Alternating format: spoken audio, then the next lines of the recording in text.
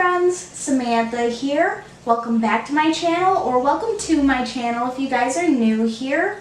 I hope you all are having a wonderful day. And I'm very excited for today's video because I'm going to be giving you guys some updates on both Pumpkin and Penelope, which Pumpkin is my crested gecko and Penelope is my leopard gecko. Now I know you guys have not seen these geckos in quite a long time, so that's why I'm so excited to give you guys an update finally on them.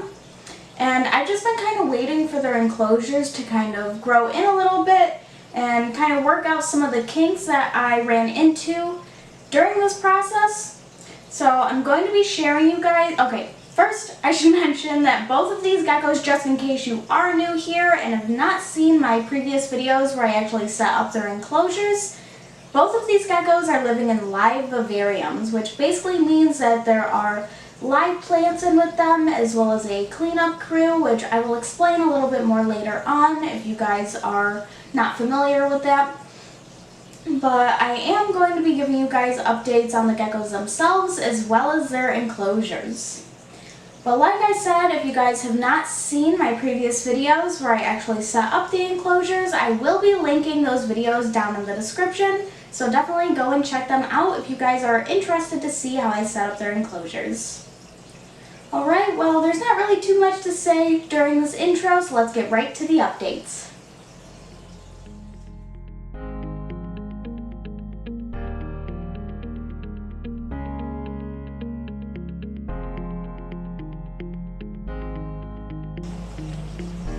Alright guys, so first off I would like to talk to you about Penelope's enclosure. Looks like Penelope is right over there in her humid hide. But overall this enclosure is going very well. As you can see, there's a lot of different succulents in this enclosure, and succulents, they are overall pretty slow growing, but I can definitely tell a difference in them. They look just very slightly bigger, which is awesome. I'm very glad that they're doing well. Sometimes Penelope will uproot these little ones here, but it doesn't really seem to affect them all too much. So here is her enclosure. Penelope herself is doing very well in here. Her shedding issues are completely gone. I do miss this enclosure extremely lightly. I do want to emphasize that it is extremely light in the mornings, and it always dries out very quickly. And the misting is mainly for the plants, which in reality succulents, they don't necessarily need too much water, but it's also for the cleanup crew. So in this enclosure, oh, Penelope's on the move. Well, in this enclosure I have some Spanish orange isopods, as well as springtails, and also darkling beetles, mealworms, and dubias. So Penelope here, she will hunt the mealworms and the dubias that are in here. I do also feed her in a dish just to make sure that she is still getting her supplements.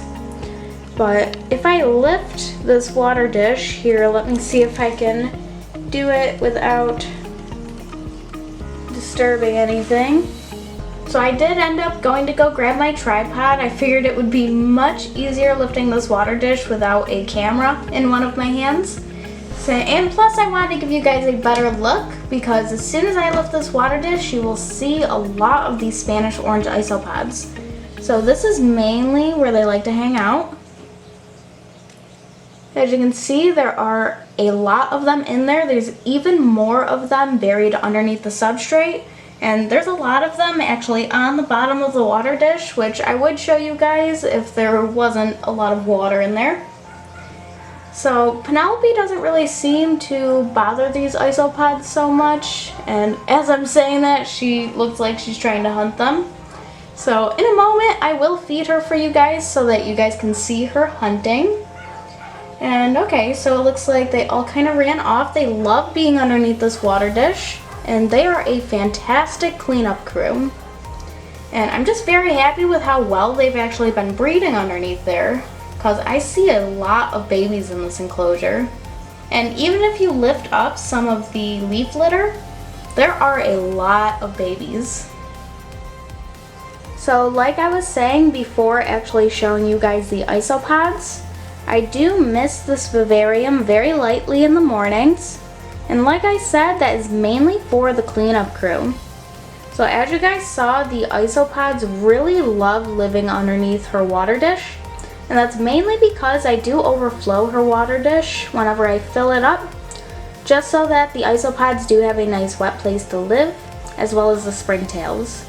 So the isopods will come out if they do sense food, which is really nice. They're breeding a lot underneath there, by the way, which I really wasn't expecting, but that is awesome. But the reason why I mist in here is because this substrate I actually got from the Biodude. It is his Terra Sahara substrate, and what it is advertised to do is whenever you mist it or wet it down at all, it pretty much just, it's very oxygenated, so there's a lot of water pockets that build up actually underneath the first layer of the substrate. So the surface of the substrate stays nice and dry, and underneath the substrate there's a lot of nice little water pockets for the isopods and springtails to actually live in, which is really awesome, and the substrate seems to be doing exactly what it was advertised to do, which honestly I was pretty worried about that when I first set this enclosure up. So it's nice to see that it's working out. And I have a ton of isopods and they are doing a fantastic job at cleaning this enclosure. Now I did have one little mishap with one of the darkling beetles nibbling on Penelope's tail, which that's not what happened to the tip of her tail. The tip of her tail happened before she was actually in this enclosure because of a bad shed. But on the side of her tail, I don't think you can see it anymore because it is actually healed up, but I woke up and I saw a darkling beetle on her tail and there was a wound where the darkling beetle was.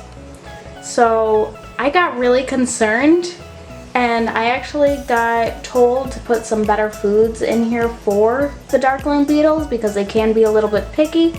They don't like just munching on the decaying leaves that are in here.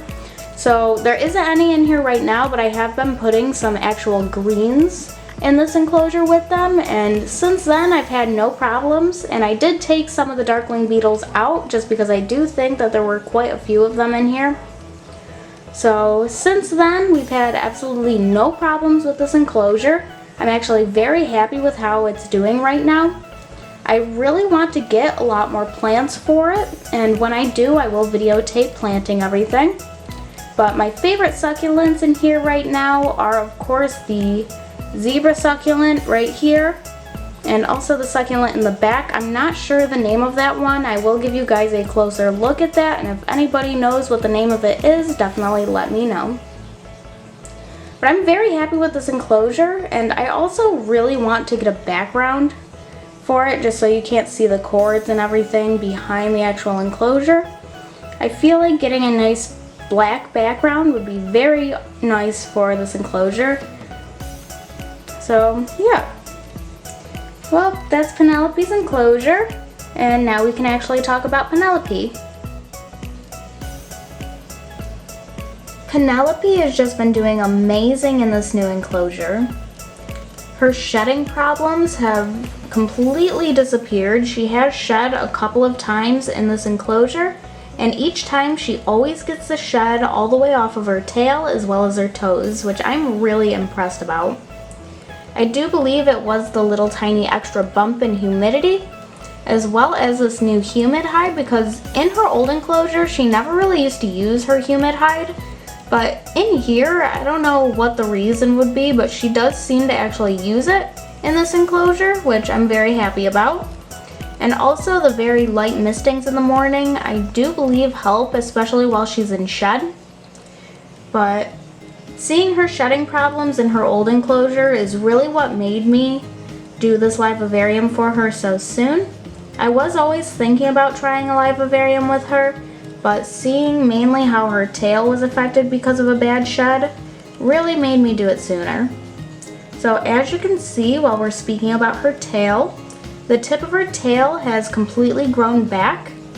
If you guys did not see my previous videos when I set up this enclosure and kind of told you guys the reason why I was setting up the enclosure, I mean, there was definitely a lot of different reasons, but she had a little piece of shed on her tail that caused her to drop the very tip of it. And it's kind of funny how it grew back. I don't know if you guys are familiar with seeing how a leopard gecko's tail grows back after dropping it, but for some reason it always grows back very smooth and always looks so much different than the original tail. So it's funny because she does have her original tail, except the very tip. So just the very tip of her tail is very oddly colored and very smooth, and it just looks so much different than the rest of her tail. But I'm so glad that she's doing so much better, and I'm very happy that I had solved our darkling issue, because when I saw that darkling beetle munching on her that morning, I really did panic. But like I was saying before, just kind of putting some extra food in here for them and kind of making sure their population doesn't get too big has definitely helped. And I'm happy that she's all healed up now. And as you can see, she definitely uses her humid hide in here, which is awesome. And she has actually been very active in this enclosure. I'm pretty surprised she has actually been wanting to bask underneath her UVB bulb, which I was thinking when I first put her in here that she would be pretty inactive during the daytime just because of the lighting. But I'm surprised to see that she has been really active overall for the most part during the day. She does hide in her warm hide a lot of the time, but it does seem like she comes out a lot more often than she used to. So I'm very happy with that. And she just seems like such a happy girl in this enclosure.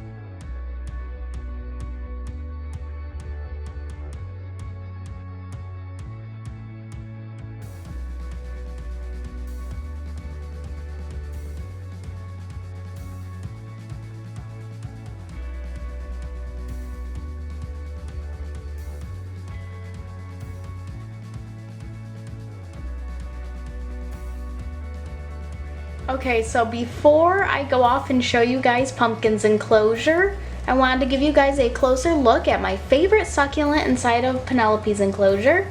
And again, if you guys know what this succulent is called, definitely let me know down in the comments. I had gotten it from the kit that I had gotten from the Bio Dude, and there was not a label on it, so I would definitely like to know what kind of plant this is. Alright, well let's go take a peek at Pumpkin's enclosure. Okay guys, so here is Pumpkin's enclosure. As you can see, the plants that survived are doing very well. I did lose quite a few of the plants, unfortunately. I do believe most of the plants that were in her old enclosure unfortunately ended up dying, other than the bromeliad as well as the prayer plant. So I have this prayer plant up front here, which is doing very well. There's a couple of new leaves on it, as well as one that is in the back. And that one in the back was actually the one that I had as a house plant. And I decided to put it back in here just to kind of fill up some space. I do really want to get a lot more plants for in here, especially for the flower pots. Here, I'll have you guys take a look at those.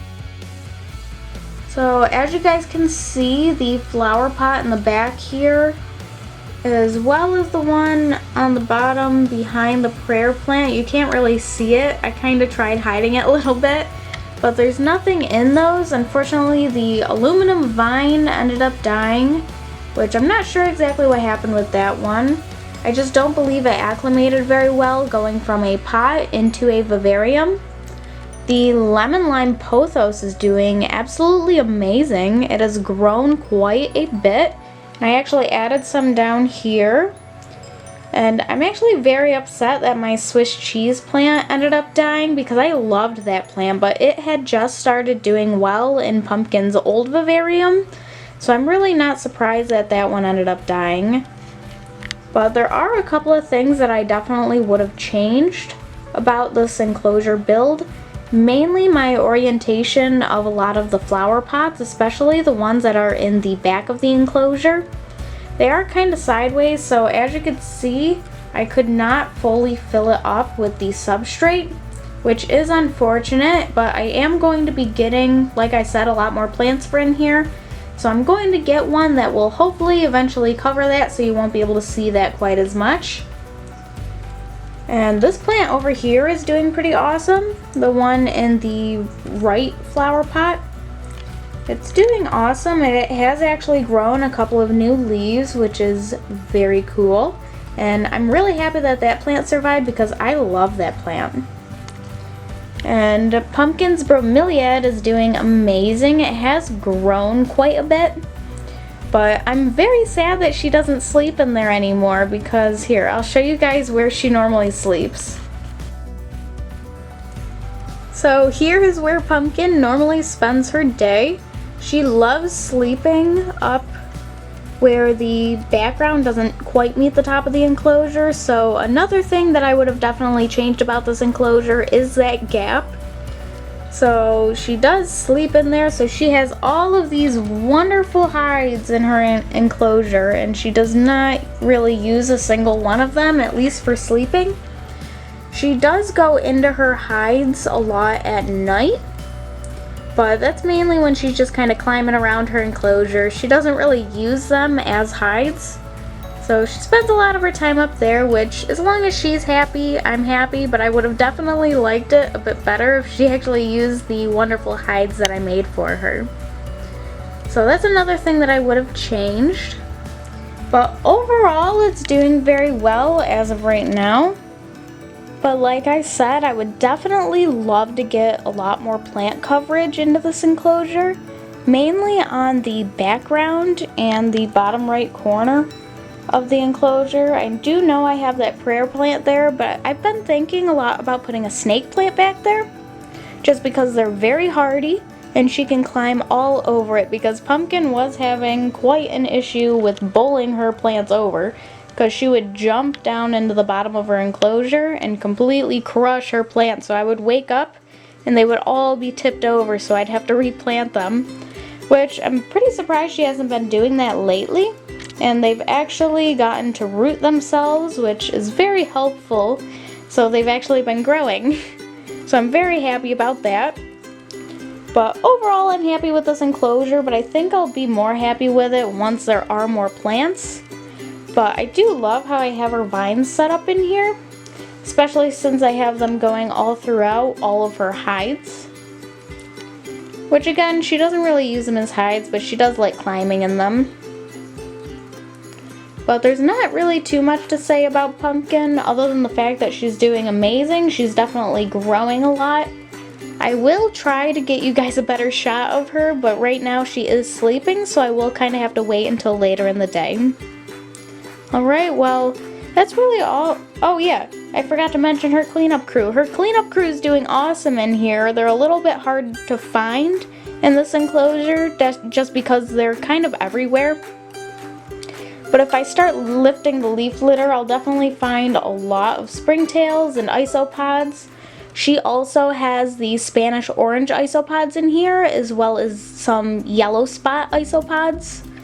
So all those guys are doing very well in here, and they're breeding very readily, so I'm going to have a lot of isopods in these enclosures. Alright, well, let's wait until later on in the day, and hopefully I'll be able to get you guys a better shot of Pumpkin.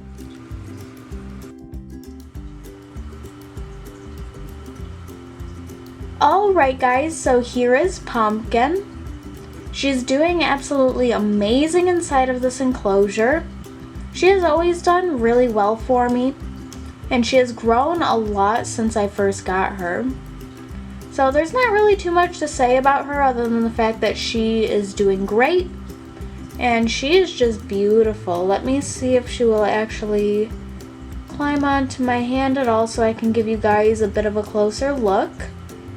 Come on. She is still a little bit jumpy with handling. She's definitely getting a lot better.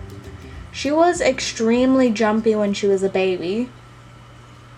But now she will sit in my hand for short periods of time. I really don't try to handle her all too often. A lot of my animals I just kind of like to observe. But on occasion I do like to handle her just so she gets kind of used to it. But she is just gorgeous. I love the coloration on this girl.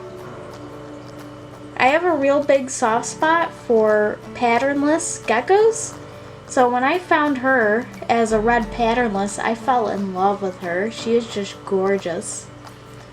Here, let me see if she'll actually eat for us. I just made her up some of her crested gecko diet. I do feed her Black Panther branded diet. Pumpkin. I don't normally hand feed her. You really don't want to hand feed them all too often, just because you want to make sure that they can actually find their food in their enclosure. But I do like to on occasion just to build some trust with her.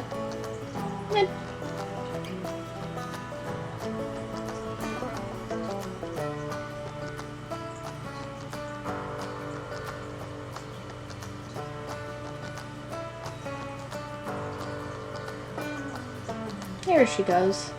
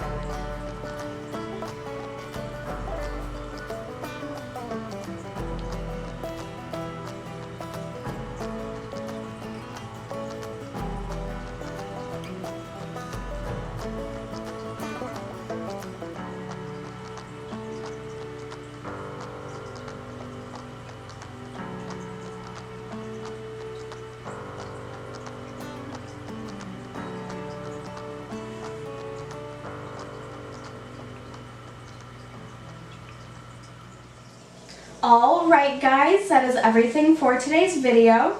I hope you all enjoyed finally getting an update on both Pumpkin and Penelope. I am very happy to have gotten them both on camera once again. And if you guys did enjoy this video, be sure to smash that like button.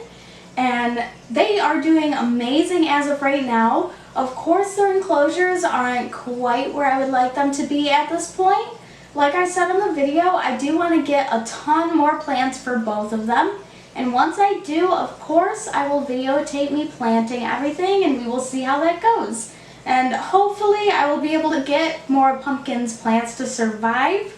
Like I said, I just don't think that they really acclimated too well from being in a pot to going into the enclosure, so I'm not exactly quite sure what happened there, but I'll try a couple of different plants and see how it goes. Now if you guys have any suggestions for a future video or any questions, definitely let me know down in the comments. Now I've been thinking a little bit about doing something different. I've been thinking about doing some sort of houseplant tour, so definitely let me know if you guys would actually be interested in something like that, and who knows, maybe that will be a future video. And I'm also planning another Q&A video, so if you guys do ask me any questions, you might see your questions answered in a future video. Alright, well I want to let you guys know also that I am going to be updating you guys probably in a couple weeks about Majora's spiderlings. I decided that I did want to let them grow just a little bit before actually making a video about them, so that I can make a pretty large compilation video on them, so I'm very excited about that. But if you guys would like more frequent updates, you can definitely follow me on Instagram or Twitter at Callie's Creatures. Of course, I post many updates about all of my animals on there. Alright, well, I wanted to say also thank you guys so much for all of the support. This channel has almost reached 200 subscribers, so I've been kind of debating whether or not I am going to be doing another giveaway once we do reach 200. I have about 6 subscribers to go, so there might be a giveaway in the near future. Alright, well, I hope you all have a beautiful day, and I will see you all in another video soon. Bye!